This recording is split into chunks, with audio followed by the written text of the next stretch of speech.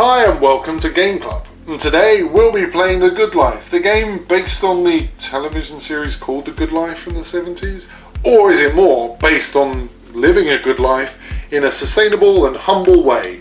Join us as we play and review. Right, so The Good Life, we'll have to start off with some unboxing. This is a game that I've actually been quite excited to get hold of and play for a number of reasons, mainly because, well, it's basically about sustainability, which is a big buzz thingy at the moment. Once I get her open, I will discuss the box. I will also just quickly note that there's a lot of very positive responses to this, including The Guardian, Prince Charles, Farm Toys Online, Gardener's World, Country Child Magazine, and Hugh Fearnley-Whittenstall, who, yeah, some very posh, well-meaning people there. Love the box. I know that I think the box is actually it's a sustainable box as well, so that's obviously going to get some green ticks there. It's quite thin though, so it's a bit kind of, well, let's see. But okay, so there you go. There are your rules. There's your board. Nice. Here are your little punch-out pieces. Your cards. Some tokens, some wheelbarrows which are very flimsy, but probably sustainable, so that's acceptable. Some nice wooden features which remind me very much of the generally massively brilliant Agricola. And you've got chickens, pigs, and some wheat as well. They're lovely, and a nice die. So brilliant. Right, now we'll go ahead and we will play and then review The Good Life. This is your standard setup for The Good Life. Now, just to note, I've got 4 players playing here, and we've actually started the game. Now, we have played this once. We've played through it. Effectively, here is your cards that you would start with. So you have What It's Worth card, a bird flu, a swine flu card, and this is your allotment. So when you get an allotment, you can lay that over it, and that shows you an additional effectively additional crops that you can grow. But to explain the game, what you're effectively doing is you're these wheelbarrows moving around, you're purchasing crops, but basically firstly you've got to rent an allotment, 2 allotments, and then what you're doing is you're purchasing crops and becoming self-sufficient. Pardon me. It is simply a roll and move type game, but you have a few elements in there to kind of mix it up. Now just here is your exchange. This is your currency through the game, which are hay bales, and these are your goods that you can purchase to grow, and they go into your allotment. As you can see here, you've got sweet corn growing at the moment, and you also have your chicken to start off with, but you also get your 7 hay bales. I think there's an extra one there because the person answered the question correctly. But when you move around, so you've got these green fingers, which are cards which basically effectively tell you that an event has happened, and then tell you a reaction to that event, either positive or negative. You've got natural selection cards, which are here, which effectively ask a question, and you then can ask anyone playing the game the question, and if they get it right, they get an additional hay bale, which is quite useful. You have an animal market, which is effectively, like it says there, is to do with animal markets. You can choose to buy one type of animal from the green bank, which is chickens cost 1 hay bale, pigs 2, etc, etc. And effectively, so that's your chickens and that's your pigs, and that's to improve your livestock.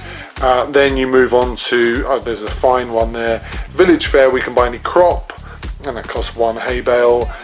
Green fingers again is a card, and so on and so forth. You've got foxes, which are a nightmare. Imagine that's the prison for Monopoly, if this is such. This is kind of the kind of anti-Monopoly, although you do have a go where you get 2 hay bales if you pass there, if you're lucky enough to.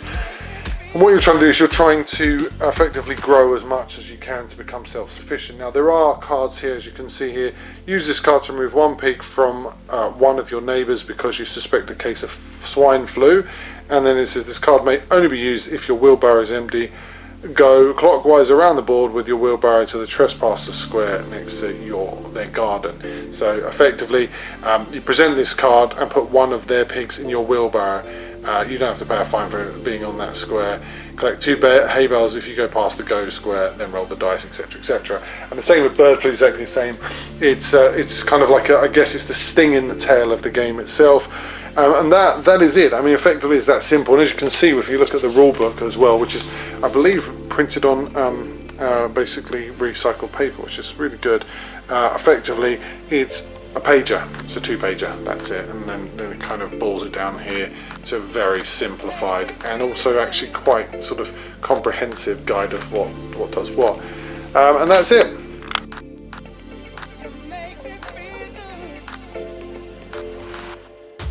I'm going to ultimately try to be as positive as I can about The Good Life, because I think that the message behind it is fantastic, and I think it really speaks to people, especially now, a current audience who are interested in sustainability, the improvement and development of the sort of sustainable products, and of course the continuing existence of our planet. My issues with the game are the quality of the board, the quality of the product is average. It is recyclable, you can really tell, because it's a bit flimsy and it's not particularly solid. I think that the game itself is very sort of bog standard, but it's targeting children as well as adults, and it does say clearly, I think on one point of it says for 7+. I can't see it on here, but effectively it is targeting children. It's really looking at 7-year-olds plus, to family groups. 4 players I think works well. I would even say that you could probably team up a little bit. I like the idea of growing your goods, and I like the idea of the bartering system, or the money system being with hay instead of it being with money, because I think that's really clever. There's a lot of this I really like. I would also say that I like the slight sting in the tail with the bird flu and the swine flu, because what that does is that introduces a slightly nasty element, but not particularly pernicious. It's an element that is realistic, and it will, as we increasingly sort of decay our planet, will pop up even more, as we've seen with COVID. But overall, the game is not going to set the world on fire, and I don't think it's intended to, obviously. But it's going to be this sort of game that I think a lot of people will play and enjoy. The question portion of it I actually thought was quite interesting as well. It kind of mutated the form a little bit, but I like the reward style of that. But I think that it'll wear quickly, because the problem is a lot of the questions can be quite repetitive, and the issue will be, I think, if you play a long enough game, you may actually get through all of the question deck, and then you'll be kind of stuck.